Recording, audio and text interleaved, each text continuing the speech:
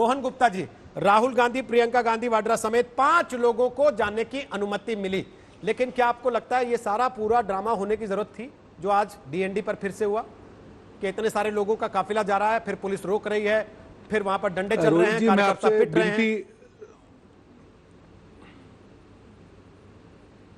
देखिए रोहित जी, मैं आपसे विनती करूंगा इसको ड्रामा ना कहें।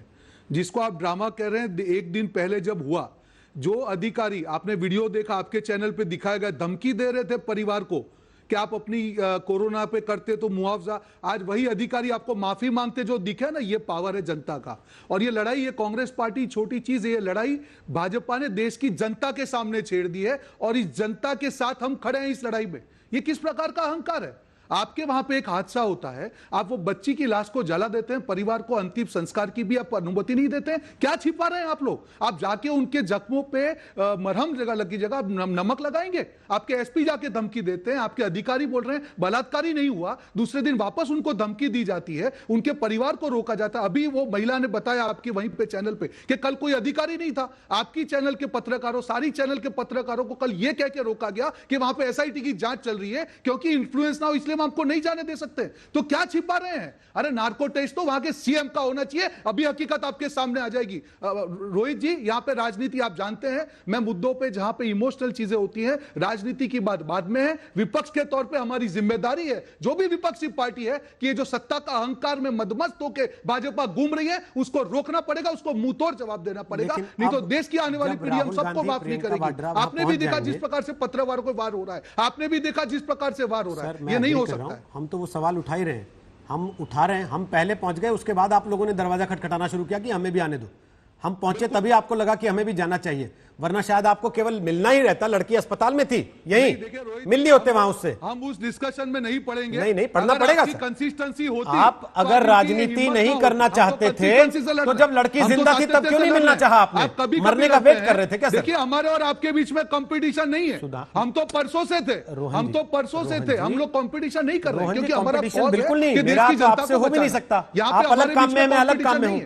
लेकिन मसला ये है ना सर, जो सवाल उठेंगे उस पे तो मैं आप ही से पूछूंगा ना, आपकी पार्टी आपको भेजेगी तो मैं पूछूंगा कि जब लड़की जिंदा थी, अस्पताल में थी, बिल्कुल पूछिए, तब क्यों नहीं मिलने का आपको दर्द हुआ एक बार भी जाके कि इसके साथ हम चले जाएं, बैठ जाएं, इसको भरोसा दे दें कि हम तेरे साथ हैं? मरने का वेट कर रहे थे क्या कि हाथरस जाएंगे उसके बाद जब मर जाएगी? देखिए रोहित जी, देखिए रोहित जी, जो जिस प्रकार की घटना हुई है, पहले तो बेशर्मी से 14 दिन तक उसकी एफआईआर नहीं ली गई, उसके बाद में उसको ट्रीटमेंट नहीं मिली, ट्रीटमेंट के लिए बाद में दिल्ली लाया गया, वहां पे उसका डाइंग स्टेटमेंट होता है, डाइंग जो बोलते हैं कि जो बेस होता है, उसमें वो लड़की कहती है कि मेरे साथ अत्याचार हुआ है, सरकार सुनने को तैयार नहीं।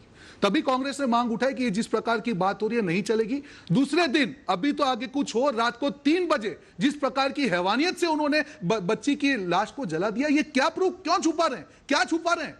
देखिए रोहित जी, सब लोग जानते हैं कि यह सामाजिक दूषण है, हम सबको मिलकर इसको लड़ना है, पर जब इस प्रकार की बात सत्ता वालों से हो कि जो परिवार के साथ रहना चाहिए, उसकी मां बिलख रही है, रो रही कि प्लीज मुझे अंतिम संस्कार की परमिशन दी जाए, उसके परिवार को एक जगह पे रोक के रखा जाता है, यह कैसा तानाशाही है? क्या उनको कोई रोकने वाला नहीं है? आज एसपी हो या डीएम हो, वो तो सिर्फ मोहरा है, असली जो चेहरा है वो उनके वहां पे सीएम है, वो असली चेहरे हैं, उनको आना चाहिए था, आज परिवार के साथ खड़े रहना चाहिए। आप हम लोग देश की जनता के साथ रहेंगे, आप बोलेंगे राजनीति? अरे किसानों के साथ खड़ा रहना राजनीति है तो हम राजनीति करेंगे, युवाओं के साथ खड़ा रहना राजनीति है, हम राजनीति करेंगे, कोरोना से पीड़ित जनता के साथ खड़ा रहना राजनीति है, हम राजनीति करेंगे, देश की सेना के लिए बात करना राजनीति है, हम राजनीति करेंगे, देश की बेटी के साथ अगर गलत कुछ हुआ उसके लिए खड़ा रहना, हम राजनीति करेंगे। डंके की चोट पे कहता हूं, कांग्रेस इस प्रकार के अहंकार को सहन नहीं करेगी, हम देश की जनता के साथ खड़े रहेंगे। मुंह से सुन चुका, लेकिन मैं आपसे जानना चाहता हूं कि सर, रेप तो बलरामपुर में मुझे भी हुआ, देखिए रोहित जी, मैं आपको विनती से बोल रहा हूं, मैं आपसे राजस्थान पूछूंगा ही नहीं,